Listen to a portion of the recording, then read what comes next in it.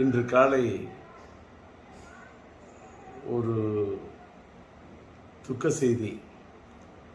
என்னோடு சமகாலத்தில் பணியாற்றியவர், தமிழ் திரையுலகத்தில் தனக்கென்று ஒரு தனி முத்திரை பதித்து தனி கொடி நாட்டியவர், என் இனிய நண்பர், எழுத்தாளர், இயக்குனர் கே. பாக்யராஜ் அவர்களார். அவர் மாரடைப்பால் மறைந்து விட்டார் என்ற துக்க செய்தி என் காதுக்கு எட்டியது. கவலை என்னுடைய மனதை போட்டு வாட்டு என்று வாட்டியது. காரணம், சமீபத்தில் தான் அவருடைய 50 ஆண்டு காலம் அவர் திரையுலகத்தில் பணியாற்றியவர் ஒரு பொன்விழாவை காண்கிறார் என்று அவருக்கு ஒரு விழா எடுத்தார்கள். அந்த விழாவிலே அவரை பாராட்டுவதற்கு எண்ணற்ற பேர் வந்திருந்தார்கள். நம்முடைய சூப்பர் ஸ்டார் ரஜினிகாந்த் ஐயா அவர்கள் வந்திருந்தார். நம்முடைய ஆந்திர மாநிலத்தினுடைய நட்சத்திரமாக, கொடிகட்டி பறக்கும் நட்சத்திரமாக இருக்கக்கூடிய அண்ணன் மோகன் பாபு அவர்கள் வந்திருந்தார்கள். அந்த விழாவிற்கு நான் வர வேண்டும் என்று என்னை பாக்யராஜ் விரும்பி அழைத்தார். நான் சாதாரணமாக இப்போ எந்த விழாவுக்கும் போகிறதில்ல, தவிர்த்திருக்கேன். ஆனால் என்ன நினச்சேனோ தெரியல. அவர் ராஜேந்தர், நீங்களும் நானும் சேர்ந்து ஒரே சமகாலத்தில் இருந்தோம். என் காலத்திலே நீங்கள் திரையுலகத்தில் நம்ம 2 பேருமே நம்மளெல்லாம் போட்டின்னு சொல்லுவாங்க. ஆனால் நீங்கள் எனக்கு நல்ல நண்பர். நீங்கள் நானும் சேர்ந்து எந்த படத்துலையுமே பணியாற்றலை. அதனால் நீங்கள் வரணும்னு ரொம்ப தெடுக்க என்னை கூப்பிட்டார். அவர் அத்தனை முறை என்னை வற்புறுத்தி கூப்பிட்டது என்னோட மனசு ரொம்ப வாட்டினுச்சு. சரின்னு சொல்லிட்டு அந்த விழாவில் போய், சமீபத்தில் தான் அந்த விழா நடந்தது, அந்த விழாவில் போய் மனசு விட்டு அவரை பாராட்டிட்டு வந்தேன். எனக்கு அதில் என்னன்னா, இவ்வளவு சமீபமாக அவர் மறைந்து போயிடுவார்னு நான் கனவு கூட நினச்சி பார்க்கல. ஆனால் ஒரு சின்ன அவர் மறைந்து விட்டார் என்பது துக்கம் தாங்கலை, நெஞ்ச வாட்டுது. ஆனால் ஒரு சின்ன ஆத்ம திருப்தி என்னன்னா, ஒரு மனிதன் மறைந்து விட்ட பிறகு இன்னைக்கு நான் இரங்கல் செய்தி போடுறேன், எல்லாருக்கும் ஆறுதல் தெரிவிக்கிறேன்.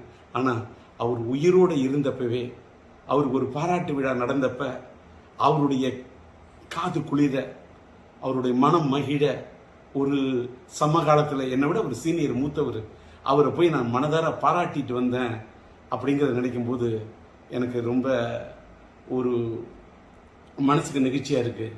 அதோட இன்னொரு நிகழ்ச்சி என்னென்னா, நானும் அவரும் எந்த படத்துலையும் சேர்ந்து பணியாற்றலன்னு சொன்னார். அப்படின்னு சொல்லக்குள்ள என்னுடைய இனிய நண்பர் சாய் ரமணி அவர்கள், இயக்குனர், அவர் இப்போ ஒரு படம் எடுத்துக்கிட்டு இருக்கார், கன்னடத்து பைங்கிலின்னு ஒரு படம். அந்த படத்துக்கு நான் பாடல் எழுதி இசையமைச்சிட்டு இருக்கேன்.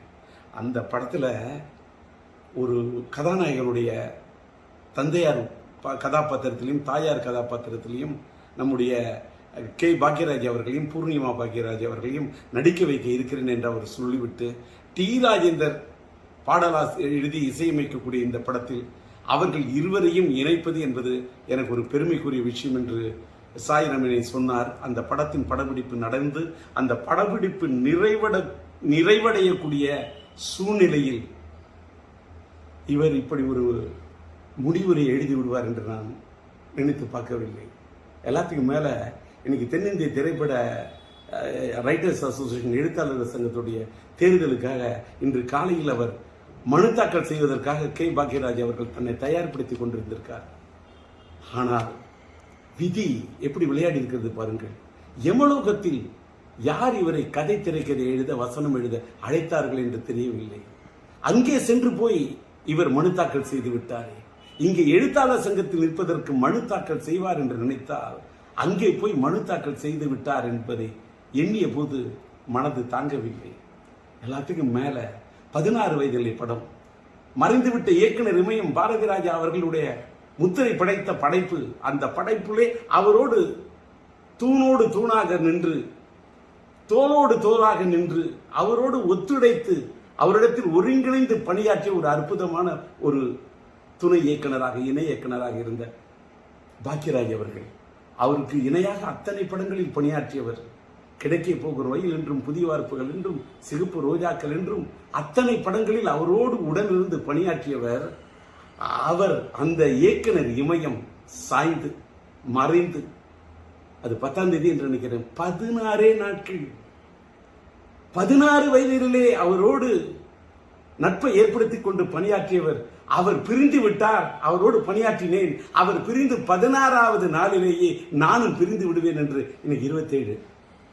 இந்த மண்ணை விட்டு பாக்கியராஜ் போறாருன்னா 16 வயதினிலே அந்த படத்துல அதுல இருக்கக்கூடிய எண் 16. தன்னுடைய குருநாதர் மறைந்து நாட்கள் எண்ணி 16, அதில் என்னை விட்டு சென்று விட்டாயே என்று போய்விட்டாரே, தாங்கவில்லை. சுவரில்லாத சித்திரங்கள். அவர் எடுத்த படம் சுவரில்லாத சித்திரங்கள். இன்றைக்கு சுவர் இல்லாவிட்டால் சித்திரம் இருக்காது. நீ இல்லாவிட்டால் தமிழ் உலகத்தில் எங்கே சித்திரங்கள் இருக்கும்? நீ எடுத்த படம் ஒருகை ஓசை. ஏன் இவ்வளவு திடீரென்று நினைத்து விட்டாய்? நின்று விட்டது உன் குரல் ஓசை. நீ எடுத்த படம் மௌன கீதங்கள். எங்களை பாட வைத்து விட்டு சென்று விட்டாயே, ஏன் சோக கீதங்கள்? நீ எடுத்த படம் தூரல் நின்று போச்சு. எதற்காக இன்றைக்கு உன்னுடைய மூச்சு நின்று போச்சு? நீ எடுத்த படம் முந்தானை முடிச்சு. ஏன் நிறுத்தி கொண்டாய் நீ விடுகின்ற மூச்சு? எங்கே நின்றது உன் பேச்சு? தாங்கவில்லையே, துக்கம் தாழவில்லையே, எங்கே போய் சொல்வது? அதனால் நீ மறைந்து விட்டாய் என்ற செய்தி கேட்டவுடன் அது ஈட்டி போல் அது என் இதயத்தை தாக்கியது. அதனால் என்னுடைய துக்கத்தை எங்கே போய் சொல்வது? உம்மை இழந்து வாடக்கூடிய உன்னுடைய இல்லத்தாருக்கும் இந்த திரையுலகத்தை சார்ந்தவர்களுக்கும் என்னுடைய ஆறுதலையும் ஆழ்ந்த இரங்கலையும் தெரிவித்துக் கொள்கின்றேன். கலை உலகத்து ரசிக பெருமக்களுக்கு, தென்னிந்திய திரையுலகத்துக்கே, என் இந்திய திரையுலகத்துக்கே நீ பெரிய திரைக்கதை ஆசிரியர். உன் இழப்பு ஈடு செய்ய முடியாத இழப்பாகும். உம்மை இழந்து வாடக்கூடிய ரசிக பெருமக்களுக்கும் என்னுடைய ஆறுதலையும் ஆழ்ந்த இரங்கலையும் தெரிவித்துக் கொள்ளுகின்றேன்.